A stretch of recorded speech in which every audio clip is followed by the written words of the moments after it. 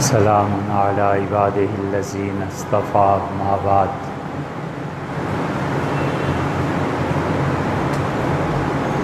اللہ تعالی نے اپنی تعریف کو پسند فرمایا اور حکم دیا کہ سبح بحمد ربک، اپنے پروردگار کی تسبیح بیان کرو اور اس کی تعریف کرو۔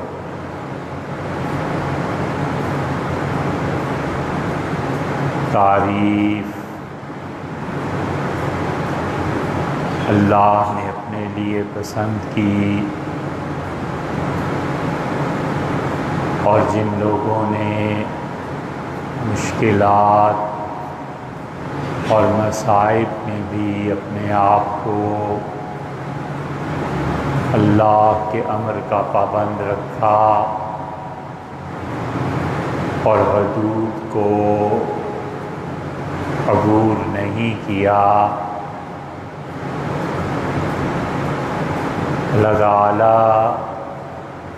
فرشتوں کو گواہ بناتے ہیں، انہیں بلاتے ہیں اور ارشاد ہوتا ہے کہ اقبضتم ثمرۃ فؤادہ، تم نے میرے بندے کے بچے کو واپس میرے پاس پہنچا دیا، اور تم نے اس کے دل کا ٹکڑا چھین لیا، کاٹ دیا۔ فرشتے عرض کرتے ہیں کہ اس حال میں بھی وہ تیرے امر پہ راضی تھا۔ حکم ہوتا ہے کہ اس کے لیے ایک محل بناؤ اور اس پہ لکھو کہ بیت الحمد، وہ گھر جس میں اللہ کی تعریف کی گئی۔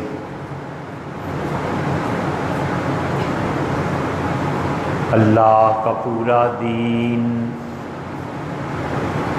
وہ تین چیزوں پر کھڑا ہے،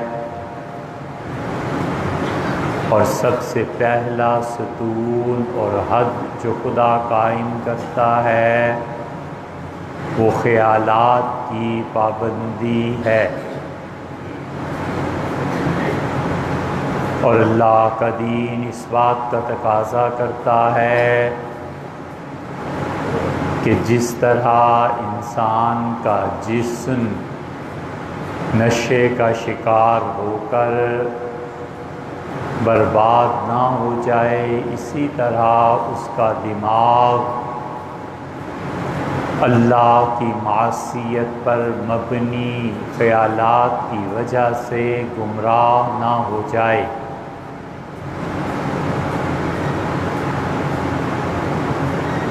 عمر بھر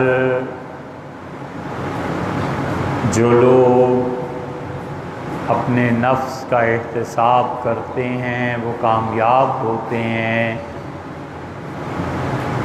مومن کی زندگی ہر لمحہ احتساب ہے، اور مومن کے دن اور رات احتساب کے ساتھ جڑے ہوئے ہیں۔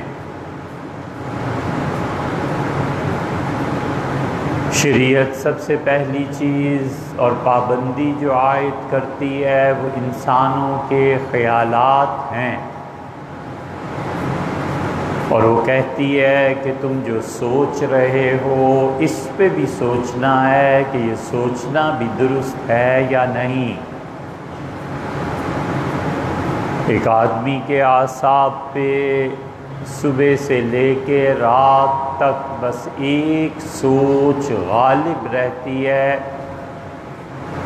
اور سارے خیال کا مرکز ہے کہ دولت کیسے زیادہ ہو۔ اللہ سختی سے اس بات کو رد کرتا ہے اور وہ کہتا ہے اور اس کا منشا ہے کہ وَلَا تَنْسَ نَصِيبَكَ فِي الدُّنْيَا، اور دنیا کی زندگی میں جو تمہارا حصہ ہے اسے مت بھولو، لیکن اس دنیا ہی کو اپنا مقصد بنا لو اور تمہاری تمام صلاحیتیں حصول زر کے لیے استعمال ہونے لگیں، یہ بھی درست نہیں۔ صبح سے شام تک اور رات کی ایک نیند کے علاوہ ہر وقت موبائل اور کمیونیکیشن اور اس کے ذرائع چھائے رہتے ہیں اس کے دماغ پہ۔ کھانا کھاتا ہے تو بھی اللہ کا شکر نہیں ادا کر پاتا، نمازیں ضائع ہو جائیں اسے کوئی فکر نہیں ہے، اور جو کچھ وہ دیکھ رہا ہے بہت بڑا احسان اللہ پر کرے کہ اس کی آواز آذان سے کچھ دھیمی کر دے۔ تو یہ آدمی جن خیالات میں زندگی گنواتا ہے شریعت اس پہ پابندی لگاتی ہے، اور پہلی چیز ہے جس کو شریعت کنٹرول کرنا چاہتی ہے اور وہ انسان کے سوچنے کا عمل ہے۔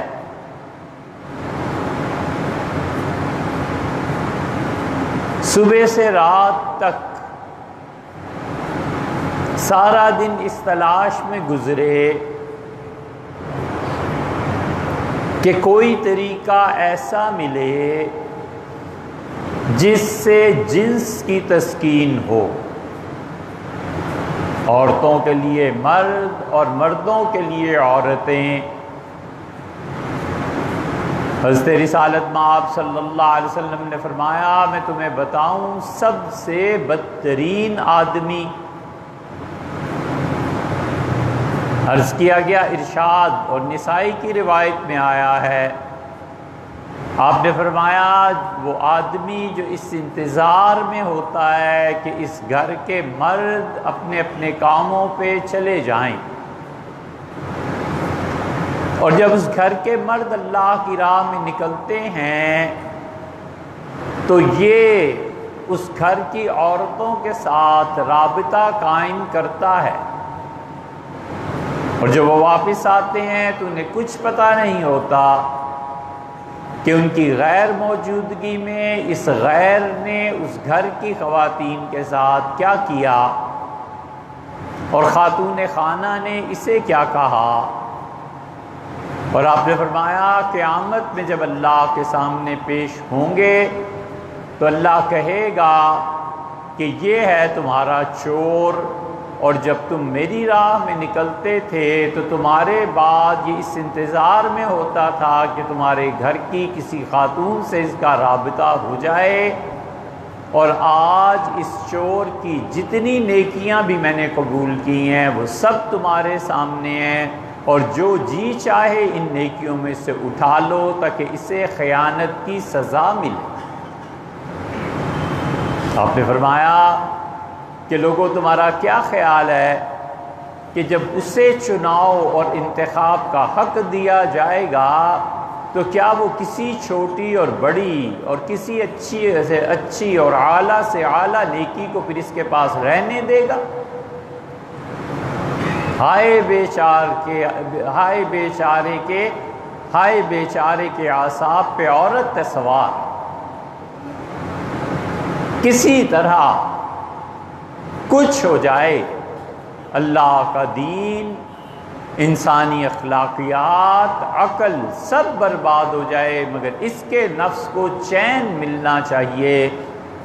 یہ دین، شرافت، عقل، اس کا پہلا انہدام اس وقت ہوتا ہے، اور یہ جڑ سے اکھڑتا ہے ستون جو آدمی اپنے خیال پہ قابو نہیں پا سکتا۔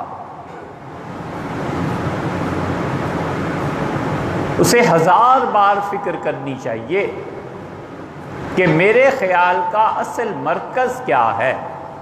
دولت ہے؟ حضرت رسالت پناہ صلی اللہ علیہ وسلم نے فرمایا بڈھے کا دل دو چیزوں پہ جوان رہتا ہے، ایک یہ کہ بھی بڑی لمبی زندگی ملے گی، اور ایک یہ کہ پیسہ بھی اور آئے گا۔ دل خوش رہتا ہے ان چیزوں پہ، اور اسی وجہ سے حضور اقدس صلی اللہ علیہ وسلم نے نکاح کو اتنا آسان کیا کہ جو شخص آ کے کہتا تھا کہ مجھے شدید ضرورت ہے، آپ فرماتے تھے رشتہ ڈھونڈو، اور ایسے لوگ آتے تھے جو بالکل جوانی کے ہاتھوں مجبور تھے، اور رسول اللہ صلی اللہ علیہ وسلم نے فرمایا کوئی چیز تو لاؤ میں نکاح کر۔ عورت آئی اور اس سے کہا اللہ کے رسول میں اپنے آپ کو آپ کے حوالے کرتی ہوں، اور پھر وہ بیٹھ گئی، کھڑی رہی، رسول اللہ صلی اللہ علیہ وسلم نے اشارہ فرمایا اس کو جانے کا، اور پھر فرمایا مجھے کوئی ضرورت نہیں، پھر وہ بیٹھ گئی، پھر وہ اصرار کرنے لگی۔ حضور اقدس صلی اللہ علیہ وسلم اتنی شدید حیا اور شرم غالب تھی کہ کسی کو کسی بات پر نہ کرنا آپ نے کبھی نہیں کیا، جو آتا تھا سو پاتا تھا۔ حسان ابن ثابت رضی اللہ عنہ نے بڑا زبردست شعر کہا، ان کا اللہ کے رسول آپ لوگوں کی باتیں ماننے میں اور لوگوں کو نہ کرنے میں اور ان کو عطا کرنے میں اتنے عظیم مقام پر فائز ہیں کہ اشہد لا الہ الا اللہ میں اگر اللہ ہی نے کہا نہ ہوتا کہ اللہ کے علاوہ کوئی نہیں ہے معبود، تو آپ تو اس مقام کے علاوہ آپ سے کبھی نہ سنی ہی نہیں گئی۔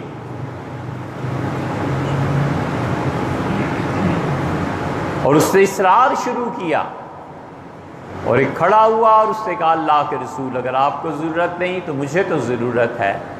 فرمایا کچھ کرو لاؤ، اور اگر یہ راضی ہے تو میں نکاح پڑھا دوں۔ اور وہ گیا اور اس سے کہا، میری گھر کی عورتوں نے کہا تم نے نکاح کرنا ہے نا، تم ہی کچھ بندوبست کرو، کچھ نہیں ہے۔ رسول اللہ صلی اللہ علیہ وسلم فرمایا یہ جو چادر باندھ رکھی ہے اس کا کیا کرنا ہے؟ اسے کہا آدھی کاٹ کے دے دیتا ہوں اور آدھی سے اپنا ستر چھپاؤں گا۔ اور رسول اللہ صلی اللہ علیہ وسلم نے فرمایا تمہیں سورہ اخلاص آتی ہے؟ اسے کہا اللہ کے رسول آتی ہے۔ آپ نے فرمایا تم راضی رہو گی کہ یہ تمہیں سورہ اخلاص کی تعلیم دے دیں؟ انہوں نے کہا میں اس پہ خوش ہوں، اور آپ نے کہا جاؤ پھر تمہارا نکاح میں نے کر دیا۔ چند آیات کے عوض میں نکاح کر دیتے تھے۔ تعلیم حق مہر، یہ الگ بات ہے کہ حنفی فقہا نے ان احادیث کو بعد کے زمانے میں آنے والی احادیث کی وجہ سے کینسل قرار دیا ہے، منسوخ سمجھا، اور وہ کہتے ہیں کہ تعلیم حق مہر کا قائم مقام نہیں بن سکتی۔ اور یہاں ابو حنیفہ رحمۃ اللہ تو فرماتے ہیں کہ 10 درہم سے زیادہ ہی ہوگا، کم نہیں ہوگا۔ اور اس عورت کو اگر حق مہر کے علاوہ نکاح ہو گیا تو کہتے ہیں کہ اس کے ددھیال کو دیکھا جائے کہ اس کی چچا زاد تایا زاد بہنیں ان کا کتنا حق مہر بندھا تھا وہی اس کا ہو۔ اس حدیث کا غلط فائدہ اٹھایا ہے، اور وڈیرے اور جاگیردار اس امت کی ریڑھ کی ہڈی میں کینسر ہو گیا ہے، اور اس ملک میں یہ جتنے سرمایہ دار ہیں اور جتنے امیر ہیں یہ سوتے ہوئے بھی گناہ گار ہوتے ہیں اور اٹھتے ہوئے تو ہوتے ہی ہوتے ہیں۔ ان سب کو ریڑھ کی ہڈی کا کینسر یہ ہو گیا ہے کہ دولت کی کوئی منصفانہ تقسیم نہیں رہی۔ دولت کی نامنصفانہ تقسیم سارے اخلاق کو برباد کر دیا ہے اس نے، سوائے ان اللہ کے بندوں کے جو خرچ کرتے ہیں دن کو بھی اور رات کو بھی اور ادھر بھی اور ادھر بھی، اور اپنے پروردگار کی اس صفت کے مظہر ہوتے ہیں کہ رسول اللہ صلی اللہ علیہ وسلم نے فرمایا میرا پروردگار دائیں ہاتھ سے خرچ کرتا ہے اپنی مخلوق پہ وکلتا یدی ربی الیمینین، اور میرے پروردگار کے تو دونوں ہی ہاتھ دائیں ہیں، دونوں ہی ہاتھ اس کے برکت والے۔ اس حدیث کو غلط استعمال کیا ہے پنجاب اور سندھ کے جاگیرداروں نے کہ حضور صلی اللہ علیہ وسلم نے سورہ اخلاص پہ نکاح پڑھا دیا تھا، اچھا بھئی یہ لو قرآن تمہاری گود میں رکھتے ہیں اور تمہارا نکاح خود تعلیم اور قرآن کے ساتھ کر دیتے، جائیداد اس کی مار لی اس حدیث کو بگاڑ کر۔ اور یہ وہی شخص کر سکتا ہے جس کے دل میں ذرہ برابر خدا کا خوف نہ ہو اور اسے نہ پتہ ہو اور اس کو ریئلائز نہ وہ کر سکے کہ جب قبر میں پہنچے گا نا اور فرشتے اٹھا کر پھر ماریں گے ایک ایک ایسی کہ وہ تحت الثری تک دھنس جائے گا اور جسم ریزہ ریزہ ہو جائے گا اور اس کے باوجود موت نہیں آئے گی، اس وقت پتہ چلے گا کہ یہ جو قرآن سے نکاح کرتے تھے یہ کیا کرتے۔ انسان بڑا غافل ہے اور بہت ہی پرلے درجے کا مہا بے وقوف وہ ہے جو دوسروں کے انجام سے عبرت نہ حاصل کر۔ اللہ اسی لیے بار بار کہتا ہے زمین میں چلو پھرو، سیاحت کرو، مختلف ملکوں میں جاؤ، جو مجھے جھٹلاتے تھے ان کا انجام کیا ہوا۔ اور اللہ بار بار کہتا ہے وَإِذَا الْقُبُورُ بُعْثِرَتْ، اور جب قبروں سے نکال لیا جائے گا وہ جو قبروں کے اندر ہے۔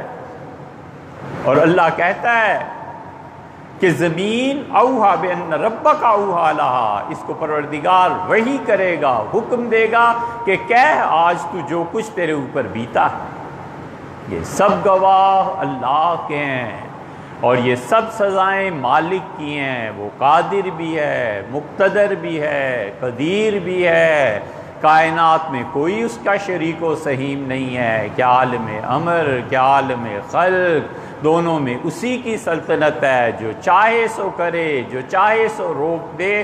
کون ہے جو اس کے فیصلے پہ نظر ثانی کر سکے، اور کون ہے جسے وہ دینا چاہے اور وہ روک دے اور جسے وہ روکنا چاہے وہ دے دے۔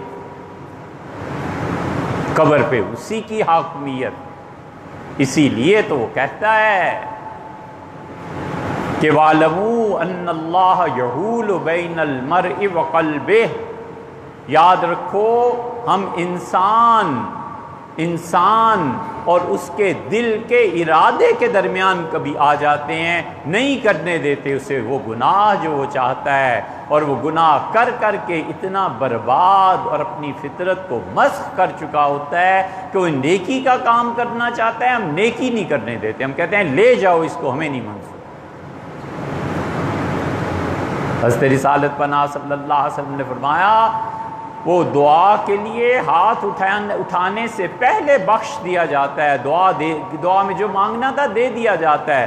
اللہ کے فرشتے کہتے ہیں یہ پروردگار تیرا نہایت نالائق اور گناہگار بندہ، اور اس کو اتنا کچھ آپ دے رہے ہیں بغیر دعا کے۔ فرمایا جاتا ہے اکرہ صوتہ، مجھے اس کی آواز سے بھی نفرت ہے، میں اسے اپنے سامنے بیٹھنے بھی نہیں دوں گا، ہاتھ بھی پھیلانے نہیں دوں گا، لیکن ہے تو آخر میری مخلوق، دے دو اسے جو چاہتا ہے تاکہ آخرت میں حساب پورا ہو۔ اسی لیے وہ کہتا ہے کہ ہمارے سامنے آئیں گے اور کہیں گے نرد، واپس بھیج دے ایک مرتبہ، غیر الذی کننا نعمل، جو ہم کرتے رہے آئندہ ایسے نہیں کریں گے۔ اور وہ کہتا ہے وہ لو ردو، اور میں اگر انہیں واپس بھیج دوں، مجھے پتہ ہے یہ اتنی ٹیڑھی دم ہے، لعادوا لما نہوا عنہ، یہ پھر وہی کرتوت کریں گے جن سے ہم باز کرتے رہے، منع کرتے رہے کہ نہ کرو۔ یہ اس دن پیدا ہی نہیں ہوئے جس دن کوئی نصیحت سنتا ہے اور اس پہ عمل کرتا ہے۔ اسی لیے اللہ نے فرمایا ہے کہ قومیں جب اس ڈگر پہ چل پڑتی ہیں فردوا ایدیہم، تو وہ چپے دیتی ہیں انبیاء علیہ السلام کے منہ میں کہ چپ رہو، مت حق بولو، چپے دیتے ہیں۔ چپے دینا ایسا محاورہ ہے صحیح ٹھیٹھ عربی کا ترجمہ ہے، نہ سمجھ میں آئے تو پھر سو جائے۔ فردوا ایدیہم، انہوں نے ان کے منہ میں چپے دیے، ان کے منہوں میں، اور کہا بس کرو، لے آؤ جس عذاب کا تم کہتے ہو۔ فاوحیٰ ربک الیہم، اور تیرے پروردگار نے وحی کی، اور اللہ نے کہا صبر کیا ہے نا تم نے، کوئی حرج نہیں ہے، تم میرا پیغام دینے کے کام کرتے رہے ہو۔ لَنُهْلِكَنَّ الظَّالِمِينَ، اب ہمارا عذاب آئے گا اور ہم ظالم قوم کی جڑ اکھیڑ کے رکھ دیں گے۔ اللہ کا عذاب یہ نہیں ہے کہ قحط مسلط ہو جائے، اللہ کا عذاب یہ نہیں ہے کہ لوگ بھوک سے مر جائیں، اللہ کا عذاب یہ نہیں ہے کہ اب آسمان سے آگ برسے۔ اللہ کا سب سے بڑا عذاب یہ ہے کہ اپنی بندگی کے خانے سے محروم کر۔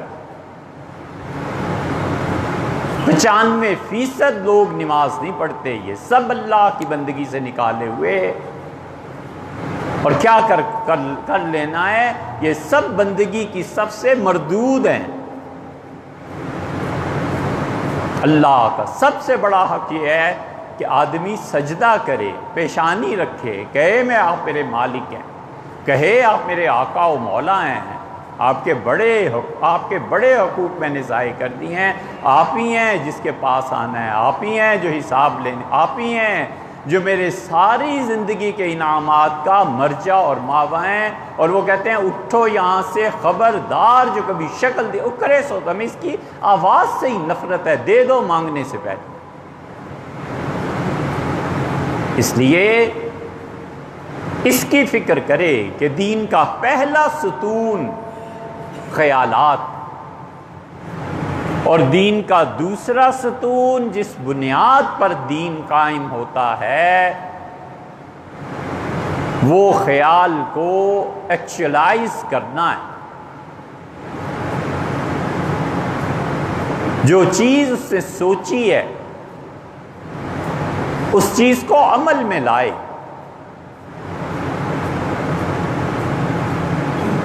آئیڈیالوجی کو ایکچولائز کرنا، اور دین کا تیسرا ستون اس عمل میں حسن کو پیدا کرنا ہے، تاکہ وہ اپنے نفس کی تسکین اور غیر کے لیے سکون اور مذاق اڑانے کا موجب نہ بنے۔ یہ پورے کا پورا دین 3 چیزوں پہ مشتمل ہے: خیالات کا درست کرنا، خیال کو عمل میں لانا، اور عمل کو حسن کے ساتھ آراستہ کرنا۔ نماز پڑھے ایسی اچھی کہ دوسرا دیکھ کے بھی اطمینان حاصل کرے کہ ابا کی نماز ایسی۔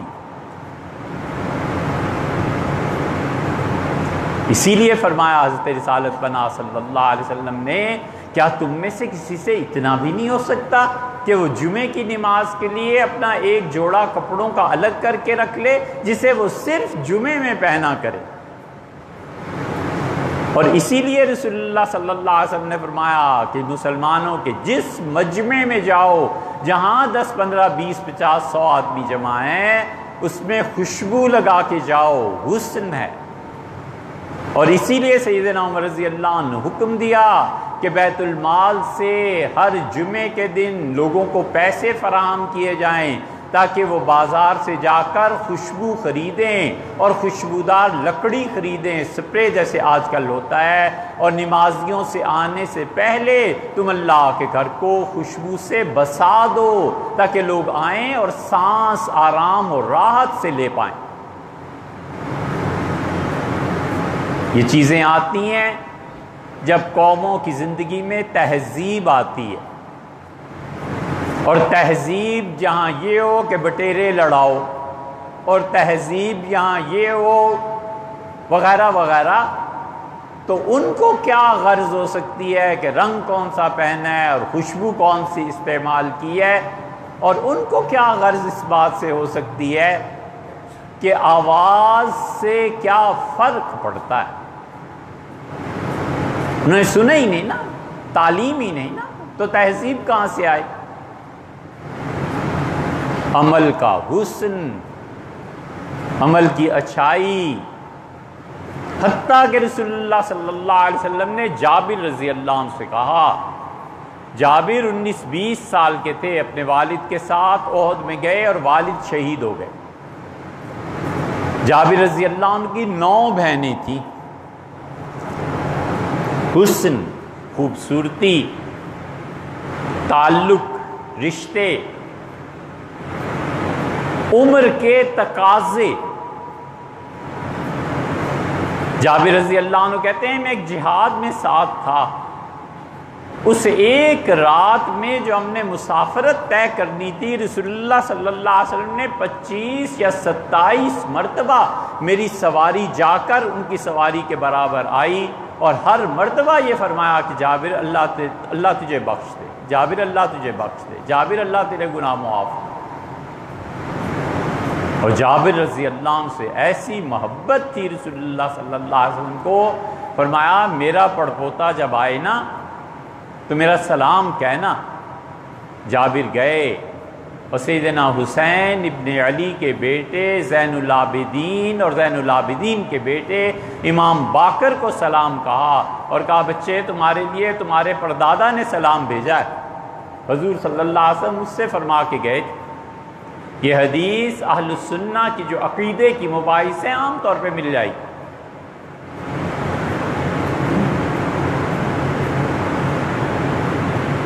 جابر رضی اللہ عنہ اس شان کے آدمی تھے، محبت تھی۔ فرمایا میں نے سنا تمہاری شادی ہو گئی، کہا اللہ کے رسول ہو، کہاں کیا؟ فلاں جگہ۔ فلاں دیکھ لیا پہلے منگنی پہ؟ کہا نہیں۔ فرمایا اگر تم دیکھ لو اس قبیلے کی عورتوں کو تو ان کی آنکھوں میں کچھ بیماری ہوتی ہے، ایسے نہ ہو کہ شادی کے بعد تمہارا دل اچاٹ ہو جائے۔ اور جب شادی ہو گئی تو فرمایا کیا کس سے؟ ان کا فلاں انتقال ہو گیا تھا اس کی بیوی۔ فرمایا اوہ جابر تم اپنی ہم عمر کم سن ایسی لڑکی سے شادی کرتے جو تمہاری عمر کی تھی ہوتی، تم اس سے کھیلتے، وہ تمہارا دل خوش کر دیتی اور تم اس کا دل خوش کر دیتے۔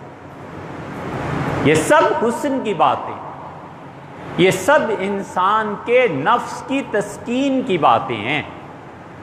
اس لیے جو شخص اپنے عمل کو حسن کے رنگ کے ساتھ نہیں رنگتا، اللہ کے ہاں وہ بھی نکلا ہوا ہے۔